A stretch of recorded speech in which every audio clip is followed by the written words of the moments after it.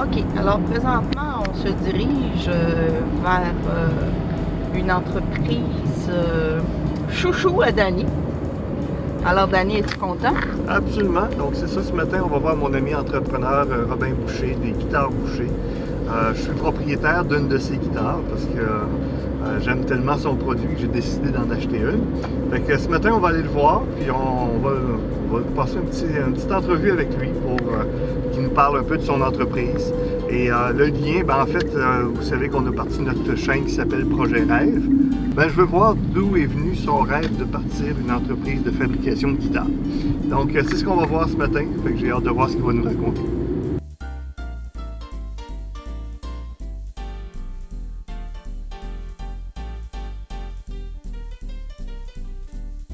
Ça vient de mon oncle Normand, qui est le frère de mon père. Et puis, mon oncle Normand Boucher, lui, il a fondé la première compagnie de guitares acoustiques au Canada en 1968. Les guitares Normand. C'est en Norman. OK. Fait que là, écoute, j'ai grandi là-dedans, là. Fait que ma première guitare n'a pas été de Norman, c'était une petite guitare électrique Sears, à peu près comme tout le monde là, dans ces années-là. Mais ma deuxième guitare fut une guitare quand même assez sérieuse, une B55 de mon oncle Normand, qui était par mon oncle Normand. Et puis, j'accompagnais mon père, qui jouait, hein, comme je vous ai dit, du banjo et de la guitare. Et puis, ça a démarré comme ça, pour l'amour de la guitare. Et puis, quand j'allais, pendant les étés, je passais les étés à la patrie, parce que l'usine de fabrication des guitares de mon oncle était là. Et puis, je passais les étés là. Et je me rappelle, la première fois où mon oncle m'avait montré une guitare, puis il m'avait dit, regarde, Robin, je vais te faire poser un sillet de temps. Tu sais? Fait que j'étais jeune, je pense que j'avais 11 ou 12 ans. Et puis, il dit, bon, alors, on fait ça comme ça, puis là, la petite colle, puis là, tu mets ici, puis ça, puis moi, j'étais dans la shop comme telle, l'atelier de fabrication, c'était, waouh, c'est comme, j'étais émerveillé par ça, par l'ingéniosité de mon oncle, tout ça, pour faire ses affaires. Ça a démarré comme ça, j'ai grandi là-dedans. L'idée d'entreprise est partie, mon cousin, le fils de mon oncle Normand, Claude, a décidé de partir son entreprise, les guitares Boucher, en 2003, avec son frère, Richard, qui travaillait pour mon oncle Normand. Là, ils ont commencé la fabrication, mais il y avait des problèmes de vente, donc ils sont venus me voir. Et puis, on dit, écoute, Robin, pourrais-tu nous vendre, parce que on s'entend, c'était vraiment à petite échelle, 4-5 guitares. Donc, regarde les guitares qu'on fait, j'ai trouvé ça bien. Et puis, ils m'ont demandé, pourrais-tu regarder où est-ce que tu pourrais vendre des guitares? Donc, oui, je peux faire ça. J'en ai vendu quelques-unes. Et puis là, ils m'ont demandé de s'associer avec eux autres. Ça fait que je me suis associé. Finalement, je ne me suis pas associé avec Richard, mais je me suis associé avec Claude. Et puis, on a démarré les guitares Boucher 2005, mettons. On va dire ça comme ça. Parce que de 2003 à 2004, c'était à Rotterdam. À 2005, c'était à Berthier-sur-Mer. On a démarré ça ensemble. C'est quand même une belle entreprise qui a beaucoup de rayonnement, puis j'en suis fier, qui donne du rayonnement à notre région aussi. Je pensais international au tout début, donc j'ai pas eu le choix de prendre des termes un peu anglais, on s'entend? Ça fait que j'appelle toutes mes guitares Goose, à cause de la région de Montmagny, hein, Snow Goose, les oies blanches. Montmagny est la capitale mondiale là, des oies. Et puis, je me suis dit, c'est une belle façon de faire un clin d'œil au terroir, à la région. Ça fait que nos oies, ben, ils s'envolent partout. Ils s'envolent jusqu'en Chine. Ils s'en vont aux États-Unis nécessairement, dans l'Ouest canadien, les maritimes, en Europe, Suisse, Belgique, France, Allemagne, Corée du Sud. J'imagine que tu as des artistes de renom qui ont acheté ton produit. Oui, oui. Même plusieurs. Plusieurs? On a pensé, ici au Québec, là, vraiment, c'est notre château fort, c'est sûr. Ici au Québec, des artistes connus, Jean Cormier, Marc Dupré, Richard Séguin, Michel Rivard, France Damour, il y a vraiment plusieurs. Patrick J'en Normand. oublie, je là, pense. Patrick Normand, bien sûr. T'as une guitare signature, je pense, Patrick Normand, ça se peut-tu? Hein? T'as une guitare signature, Patrick Normand. Ouais, Effectivement, c'est ça. une guitare signature Patrick Normand. Patrick nous a vraiment aidés au tout début. Vraiment, vraiment. Il a fait la promotion de nos guitares. En fait, les artistes, ils ont fait la promotion. Puis à l'international, dans les artistes? Surtout en France, Francis Cabrel, Patrick Bruel. OK. Hein, il y a Garou, qui n'est pas un Français, qui est un Québécois, mais en tout cas, Il rayonne en France. Ben, exactement. Il y a Jesse Siebenberg, qui s'appelle être le chanteur qui prend la place de Roger Hodgson dans le groupe Supertramp. Quand même. Alors, quand le groupe Supertramp chante Give a Little Bit, il joue sur une 12 cordes, puis il joue sur une bouchée, quand même. Wow. C'est fun, tu sais. Il y a un guitariste canadien qui est vraiment une sommité là, au monde mondial. J.P. Cormier, John Paul Cormier, il joue avec Tommy Emmanuel, il joue avec Tony McManus, tout ça. C'est vraiment quelqu'un qui joue partout. Virtuose de guitare, il joue nos guitares.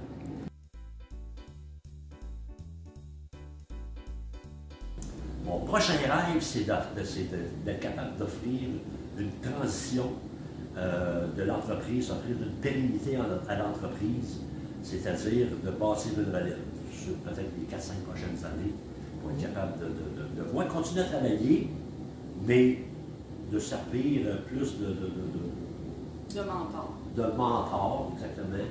Hein? Puis moi, je suis vraiment, je l'ai dit dans un autre reportage, il m'a demandé c'était quoi ma plus grande fierté. Ma plus grande fierté, c'est mon équipe. J'ai su m'entourer de gens extraordinaires, des gens passionnés. Puis il y en a là-dedans qui ont levé la main quand j'ai parlé de relève. Et puis, ben, c'est ça.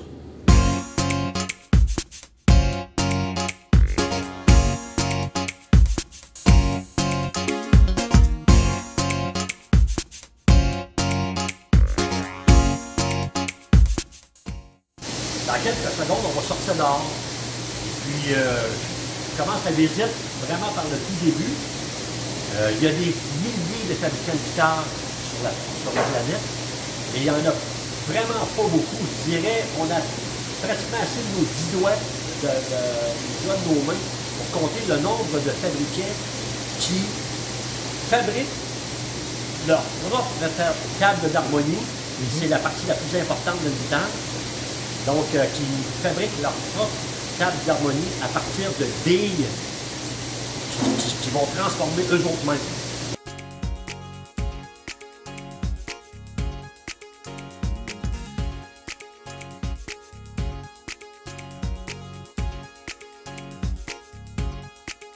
Alors ça, ces billes-là, c'est de l'épinette. C'est exclusivement de l'épinette des Adirondacks. Et cette essence-là, comme telle, cette variété d'épinettes-là, c'est vraiment considéré comme étant la meilleure, le saint graal des essences de bois pour fabriquer une table d'harmonie pour une guitare acoustique. Donc, c'est exclusivement ça que j'ai ici. Et puis, ça prend quand même, vous voyez là, que ça prend quand même des billes d'un gros diamètre. Là.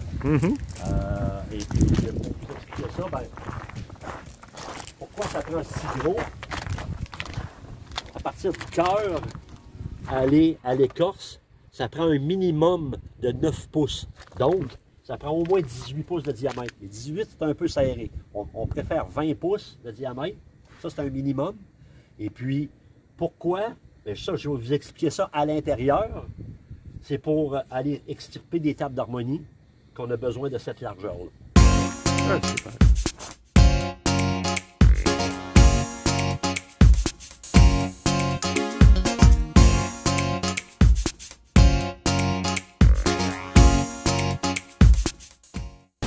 À l'intérieur de la guitare, on a un système de barrage en X.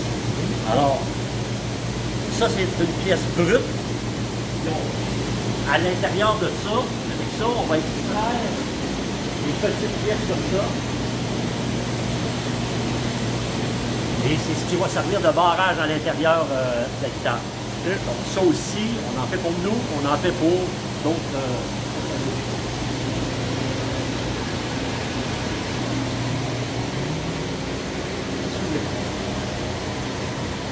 dans les tables d'harmonie brutes, parce qu'il y a une table d'harmonie montée et une table d'harmonie brute. Une table d'harmonie brute, ça consiste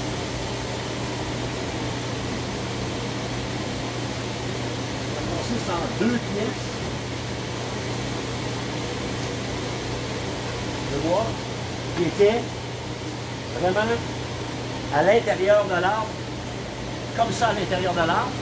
On a pris nos lamelles, comme tout à l'heure, on fait ça, on vérifie, on trace la forme de la guitare, et là, il y a toutes sortes de grades. Le plus bas grade étant le B, et le plus haut grade étant le Master Grade. Et entre les deux, on a A, double A, triple A, quadruple A, cinquième A.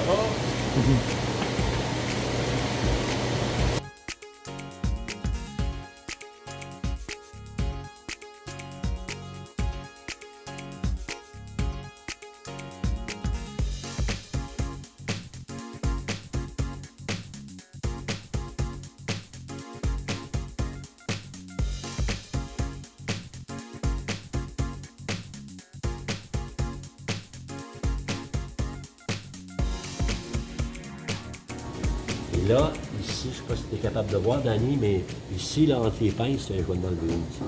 Vois-tu ça, là? Bon. Ben, ça donne l'épaisseur, assez de surface pour être capable de coller, apposer la table d'harmonie et le fond. Ça sert de rive. Combien de temps ça peut prendre de faire une guitare? Il y a 2 réponses à ça. OK. La première réponse, c'est 6 semaines. La deuxième réponse, c'est entre 25 et 30 heures. Okay. Donc, 25 et 30 heures de travail manuel, labor, excusez l'expression anglaise, mais c'est ça. Et 5 à 6 semaines, ça inclut les temps de séchage. De colle, de séchage de bois, séchage de colle, séchage de vernis. Alors ça, c'est le département comme tel d'assemblage encore. Ici, on voit une table d'harmonie avec ses barrages, les barrages que je parlais tout à l'heure. Et puis là, ça, ces tiges-là, c'est pour vraiment appliquer une pression pour que les tiges soient bien collées sur la table d'harmonie. Ici, on a une guitare. On a fini le caisson, on a fini d'installer les décorations comme telles. Toutes ces petites décorations-là, là. Ça ici, ça. Et ça, en passant, là, souvent les gens ils pensent que c'est des décalques qu'on a collés là-dessus, mais c'est toujours incrusté dedans. Regarde, ici, on voit une cavité, on voit la petite cavité ici, la petite cavité là. Bon, ça, pourquoi on la voit? C'est parce que la touche de la guitare va venir cacher ça. Mais elle, ici, là, on a pris le temps de faire le joint comme il faut parce que ça va être visible comme tel. Alors, tout est incrusté. Ici. Département de finition. Et les papiers sablés qu'on utilise, là, ben, on monte ça par étapes. OK? Fait qu'on utilise, par exemple, un papier de sablé de 320 grit, donc 320 petits picots au pouce carré. Puis on finit au 2000. Du papier sablé 2000, là, juste pour vous dire, là, ça puis une feuille de papier journal, ça fait pas mal la même job si tu frottes sur une guitare. Ouais. On est vraiment dans la haute finition.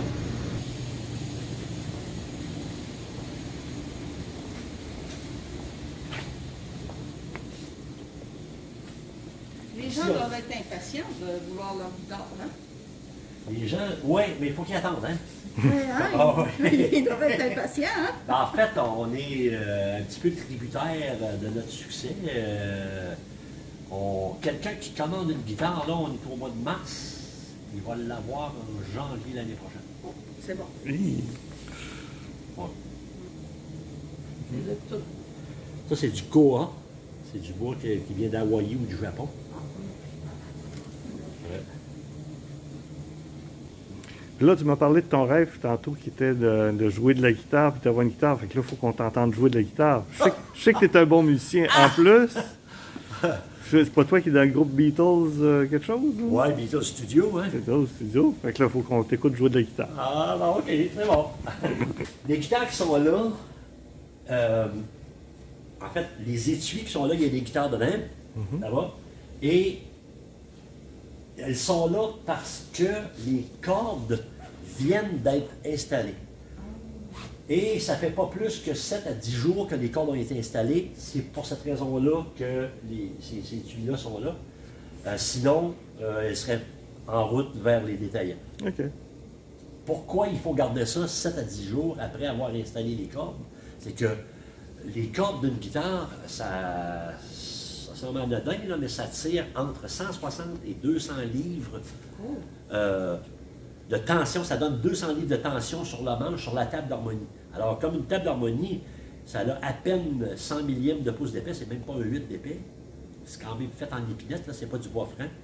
Puis on tire 200 livres là-dessus. Alors, nous, on sait que la table d'harmonie, quand on, mettons, exemple, elle est comme ça, quand on installe les cordes, la table, elle va faire ça comme ça. Elle va bomber un petit peu. Mais on ne sait pas exactement de combien elle va bomber. C'est unique, ça, puis pas rien que chez nous, là. Toutes les guitares acoustiques qui sont fabriquées sur la planète, on ne sait pas exactement à quel point elle va bomber vers le haut, comme tel. Donc, il faut attendre 7 à 10 jours pour savoir, ah, OK, elle va bomber jusque-là, puis à un moment donné, ça s'arrête. OK. Ça s'arrête, OK? Fait que là, quand on sait qu'elle est rendue à la fin de son bombage comme tel, là, on peut faire les ajustements finaux, la hauteur de la touche, tout ça, parce que ça va rester comme ça, conditionnellement à ce que la guitare soit bien entretenue, là, puis qu'elle est conservée dans des taux d'humidité relatifs optimales, là, entre 40 et 50 %. Vous savez qu'une guitare qui était comme ça, ben, elle est comme ça en fonction qu'elle va rester entre 40 et 50 % d'humidité. Voyez-vous? C'est pour ça, là, vous voyez ça ici, là? Il y en a plein dans la shop comme ça. Ça, c'est pour s'assurer qu'on fabrique nos guitares dans un taux d'humidité relatif entre 40 et 50 %. Fait que ça, l'hiver, ça marche continuellement. L'été, ça s'arrête, puis là, on va baisser le taux d'humidité avec d'autres équipements. Donc, c'est un petit point important. Peut-être que les gens ne savent pas ça, là, mais les guitares acoustiques, ça réagit aux fluctuations d'humidité. Puis l'hiver, il faut faire attention aux guitares. Donc, il faut laisser nos guitares dans leur case, avec un petit système d'humidificateur que vous achetez chez le détaillant, qui coûte à peu près 25-30$, qui vont vous servir tout l'hiver. Et là, ça va, cet humidificateur-là, si c'est à l'intérieur de l'étui, ben, c'est assez pour conserver la guitare dans les alentours de 40 à 50 % d'humidité. Sinon, si vous accrochez votre guitare au mur, sur un pied de guitare à côté du foyer, là, il va vous arriver vraiment des malheurs. La table d'harmonie peut fendre, parce que dans nos maisons, l'hiver, quand on chauffe, l'humidité descend à 20 %. Alors 20 %, c'est pas assez suffisant, c'est pas suffisant. Donc, la table d'harmonie que je vous disais tout à l'heure, là, ce qu'elle va faire, c'est que naturellement, elle est bombée comme ça. À 20 % d'humidité, elle va faire ça comme ça. Elle va imploser. Oh! Oh oui, c'est...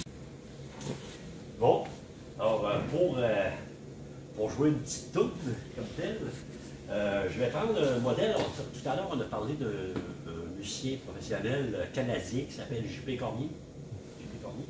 Donc, lui aussi, il a son modèle signature. C'est avec ça que je vais faire ça. Ah, cool. J'ai pas de modèle Patrick Normand en stock présentement. Ça sort vite. Ouais.